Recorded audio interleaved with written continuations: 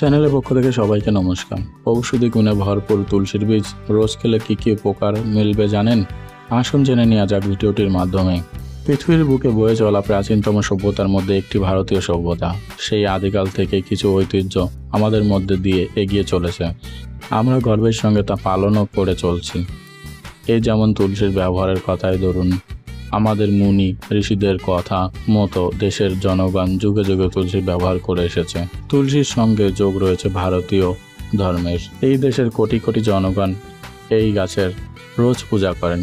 মনে রাখবেন, এই গাছের পাতার পাশাপাশি বীজেরও কিন্তু অত্যন্ত কিছু গুণ রয়েছে, তাই আমাদের সকলেই সেই দিকটা নজরে ফেরানো দরকার। কিন্তু আমাদের অজ্ঞানতায় এই বীজের গুণ রয়ে গিয়েছে অন্তরালে। 1. খনিজের ভাণ্ডার। চিকিৎসা বিজ্ঞানে জানাচ্ছে তুলসীর বীজ হলো খনিজের ভাণ্ডার। এই বীজে আছে পর্যাপ্ত পরিমাণ ক্যালসিয়াম ও ম্যাগনেসিয়াম। এই প্রাকৃতিক উপাদান 1 চামচ খেলে সারাদিন 10% ক্যালসিয়ামের চাহিদা পূরণ হয়ে যায়। তাই হাড়ের কোনো সমস্যা থাকলে অবশ্যই তুলসীর বীজ খেতে হবে। এতে মজুদ থাকে ক্যালসিয়াম ও ম্যাগনেসিয়াম, দুই কিন্তু অস্থিকে শক্তিশালী করে তোলে। তাই যে কোনো বাতের ব্যথায় ভুক্তভোগীরা অবশ্যই নিয়মিত তুলসীর বীজ খান, এতে সমস্যা হবে দূর। 2. ফাইবারে ভরপুর। ফাইবার নিয়ে এখন প্রতিনিয়ত আলোচনা হয়। এই উপাদানটি সুস্থ থাকার অন্যতম হাতিয়ার। তাই বিশেষজ্ঞরা এমন খাবার খেতে বলেন যাতে প্রচুর পরিমাণে ফাইবার আছে। এক্ষেত্রে তুলসীর বীজে রয়েছে পর্যাপ্ত পরিমাণ ফাইবার। এই ফাইবার ওজন কমাতে পারে, রক্তের ব্লাড সুগার নিয়ন্ত্রণ করে, পেটের সমস্যা মেটায়, কোলেস্টেরল কমাতে পারে। তা বুঝতেই পারছেন এই প্রাকৃতিক উপাদান নিয়মিত খেলে কত উপকার না পাবেন। 3. ওমেগা 3 উৎস। আমাদের মধ্যে বেশিরভাগ জনই ওমেগা 3 উৎস হিসেবে কেবল মাছ ও বাদামের কথা জানেন। শুনলে অবাক হবেন, আমাদের হাতের কাছে থাকা তুলসীর বীজেও কিন্তু রয়েছে বেশি কিছুটা পরিমাণ ওমেগা 3। হেলথলাইন জানাচ্ছে 1 টেবিল চামচ তুলসীর বীজ রয়েছে প্রায় 2.5 গ্রাম ওমেগা 3। আর ওমেগা 3 শরীরের জন্য অত্যন্ত উপকারী।